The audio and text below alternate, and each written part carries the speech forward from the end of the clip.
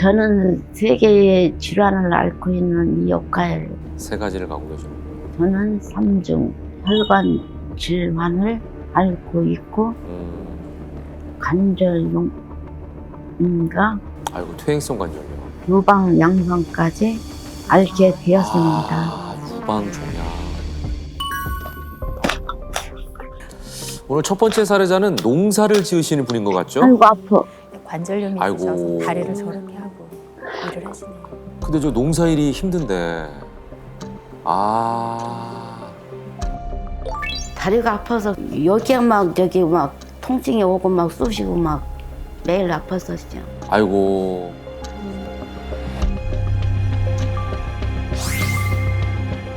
이렇게 덥다니. 아유. 아유, 지금 너무 덥죠. 그래도 뭐 보니까 뒤에 보냉 가방을 가져오셨네요? 반일할 때는 정말 이 보냉 가방 필수일 것 같아요. 시원한 물이 최고잖아요. 아이고 울어. 아유. 아이고, 참 진짜 걸으실 때마다 저게 무슨 고통이실까. 아, 진짜 어정쩡한 표정을 지을 수밖에 없네.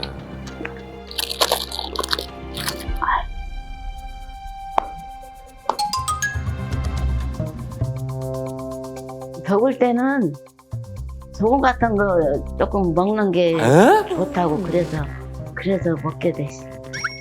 아, 저는 얼음을 드시는 줄 알았더니 소금을 드시는 거예요. 이게 땀을 많이 흘려서 그러신 것 같은데.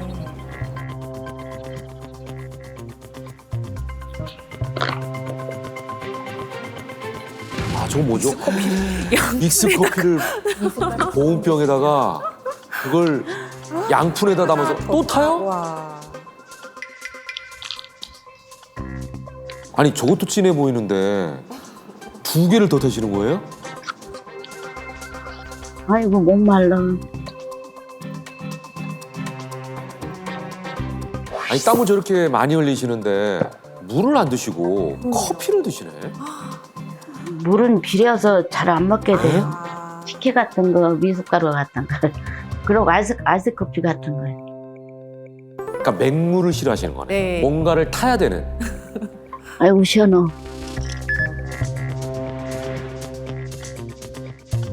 배달 음식을 자주 시켜다 먹지. 짜장면 같은 거, 짬뽕 같은 거 그런 거요. 배달 시켜 드시는구나.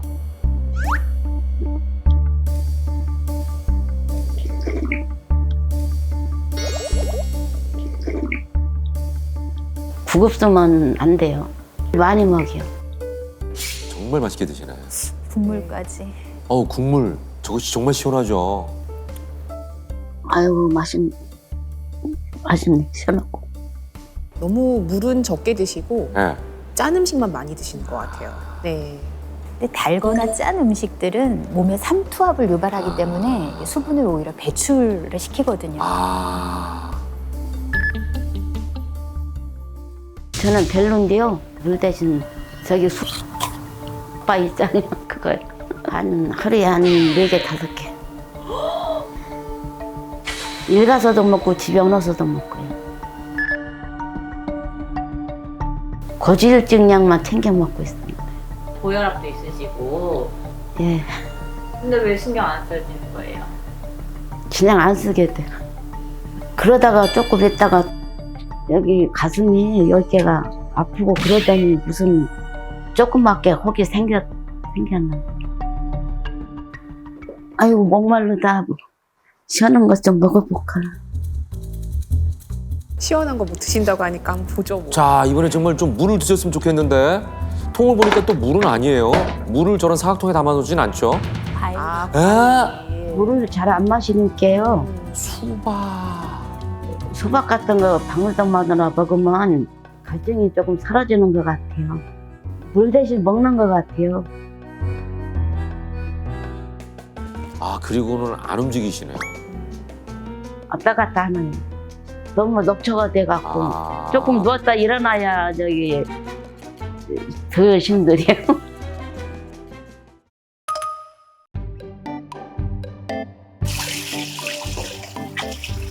국수. 국수를? 낮에도 짬뽕을 드셨는데. 잔치국수 같은 거는요 요즘 많이 먹어요. 먹고 싶을 적에는 한 그릇 반도 그냥 막 미끈미끈해서 잘 담아가요. 대식가시네. 면을 워낙 좋아하시고 네. 어우, 이거 뭐 뭐죠? 타시는 거지? 뭐 육수 만드시는 만드시는데 건가? 간장을 많이 타신다. 아, 저 액젓이에요? 액젓이구나. 간장도 아니고. 액젓을 너무 많이 넣으시는 거 아닌가? 콸콸. 색깔이 까매졌는데? 야, 이러면 못 먹을 것 같은데? 너무 쪄서.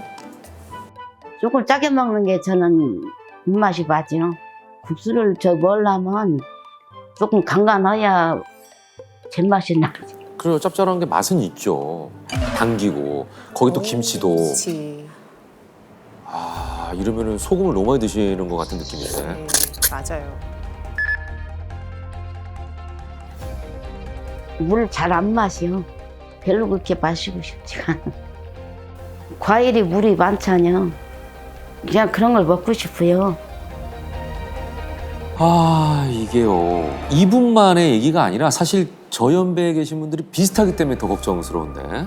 자, 이옥하 씨의 이야기를 저희가 들어봤습니다. 일단 지금 삼중혈관 질환이라고 하셨는데 아마 중장년에 많이 갖고 있는 세 가지 쓰리고라 불리는 질환들을 다 갖고 계신 것 같아요. 네, 맞습니다. 네. 이제 혈압이 높은 고혈압, 고혈압. 그리고 지질이 많은 고지혈증, 그리고 당이 높은 당뇨, 이 세 가지를 이제 혈관 쓰리고 질환이라고 하는데 아마 지금 이 혈관 질환들이 약을 드셔도 잘 관리가 안 되고 더 심해지는 상태이신 것 같은데요. 사실 여름이 네. 이런 상황을 겪기가 너무나 쉬운 계절입니다. 네. 왜 여름에 혈관 질환들이 더 심해지는 거죠? 사실 그건 지금 이옥하 씨의 생활 모습에서도 보였었는데요. 바로 첫 번째 질병의 법칙, 바로 나트륨 과다 섭취입니다.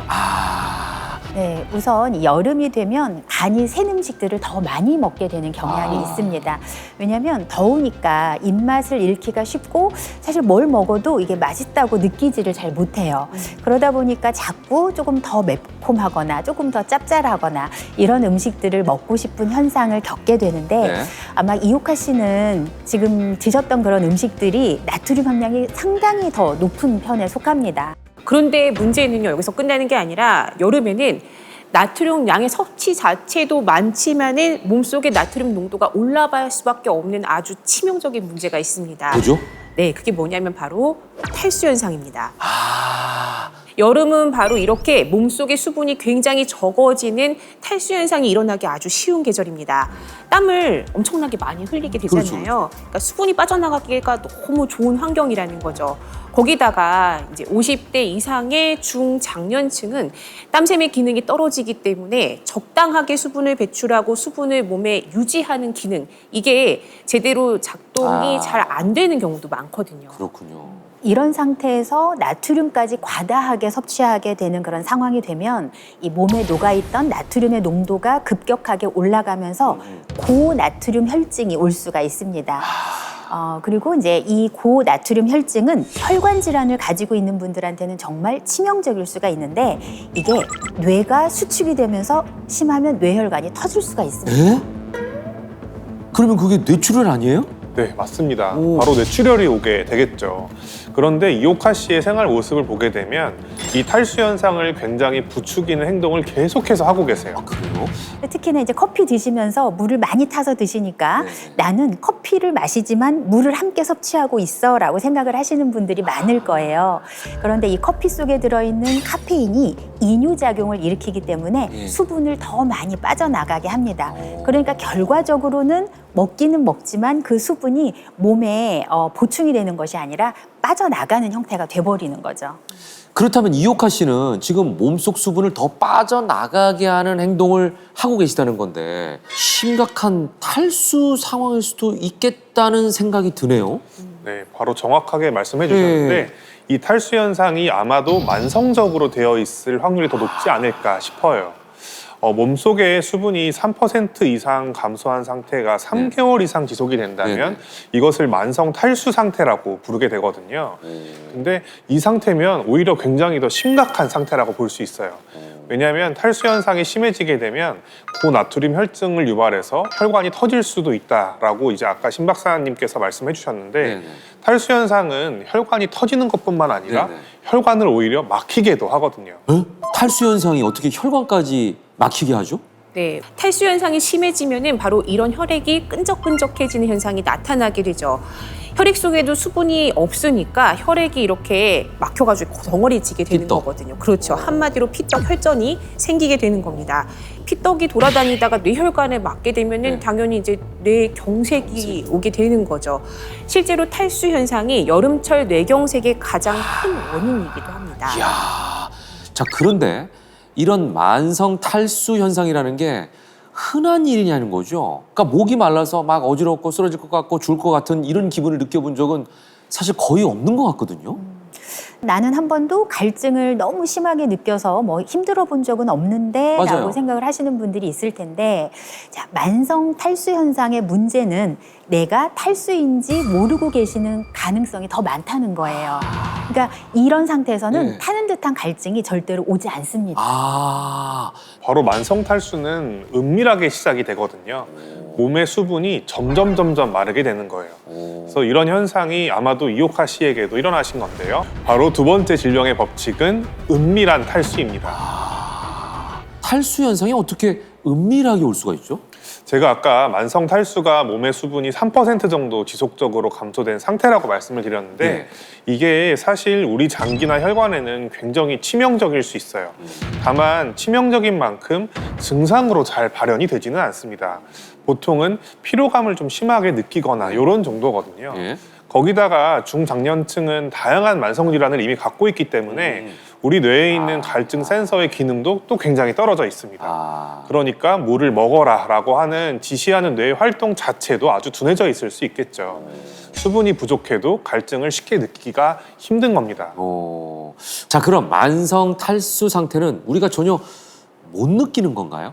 네, 만성 질환이 심한 분들 중에서는 이제 느끼실 수도 있기는 합니다. 네. 지금 이오카 씨가 이렇게 만성 탈수 증세를 보이고 계시는데요. 그걸 본인이 모르고 있는 것 같거든요. 그게 어떤 증세죠? 네, 지금 이오카 씨는 관절염 증상이 굉장히 심하셨어요. 맞아요. 사실은 이런 만성 탈수 현상도 관절염 증상을 심화시킬 수가 있습니다. 그래요? 아니, 관절염하고 탈수, 이게 무슨 관계가 있는 거죠? 네, 많은 분들이 사실 수분 하면은 막 피부, 뭐 혈액 이런 것들만 생각하는데 네네. 사실은요, 우리의 뼈를 지켜주는 연골이 수분에 굉장히 큰 영향을 받습니다. 이게 어느 정도냐면은 사실은 연골을 이루는 구성 성분 자체가 65에서 80%가 물이에요. 그러니까 수분 함량이 굉장히 높거든요. 이 연골 수분이 하는 역할이 뭐냐면은 마주한 연골 표면을 이렇게 부드럽게 해주면서 관절의 움직임에 필요한 윤활유 역할을 하게 됩니다. 아, 물이 많아야 부드러워지는군요. 그런데 연골의 수분이 말라버리면 어떻게 되겠어요? 이 연골의 탄력을 유지하기가 어렵게 되고 네. 또 충격을 흡수하는 그 중요한 기능을 완전히 잃어버리게 됩니다. 그렇게 되면 연골이 더 쉽게 마모가 되고 닳아서 이 뼈들끼리 직접 마찰을 일으켜서 염증이 생기고 그러면 통증은 더욱 심해지게 되죠. 이런 현상을 연골 탈수 상태라고 부릅니다. 이오카 씨는 몸이 전반적으로 수분이 많이 떨어져 있는 그런 상태신 거예요. 와, 이 만성 탈수가 그냥 물이 모자라는 게 아니라 연골 탈수까지 일으킨다고 하니까 충격적이고요. 오늘 새로운 사실을 많이 알아가는 것 같습니다. 그렇다면은 물을 마실 때는 생수를 마시는 게 가장 좋을까요? 왜냐하면 물도 종류가 많거든요. 뭐 보리차나 둥글레차나 이걸 끓여서 수시로 드시는 분도 많이 계시고요. 김현욱 아나운서가 네. 굉장히 중요한 질문을 해주셨는데 물을 많이 먹어야 한다라는 말은 많이 해요. 네. 그런데 어떤 물을 드셔야 하는지에 대해서는 많이 이야기한 적이 없는 것 같아요. 물의 종류. 네. 네. 네, 우리가 늘 하는 이야기지만 중장년은 갈증조차 제대로 못 느낄 만큼 몸에 여러 기능들이 떨어져 있고 또 오랫동안 뭐 수십 년 동안 나쁜 음식들과 나쁜 생활 습관들 때문에 안 좋은 게 굉장히 많이 축적되어 있는 그런 몸 상태입니다. 자, 이런 상태의 중장년은 물도 잘 가려서 드셔야 하는데요. 자, 생수가 기본이라고 본다면 이걸 어떻게 드시느냐에 따라서 약이 되는 물이 될 수도 있고 독이 되는 물이 될 수도 있다는 겁니다. 오.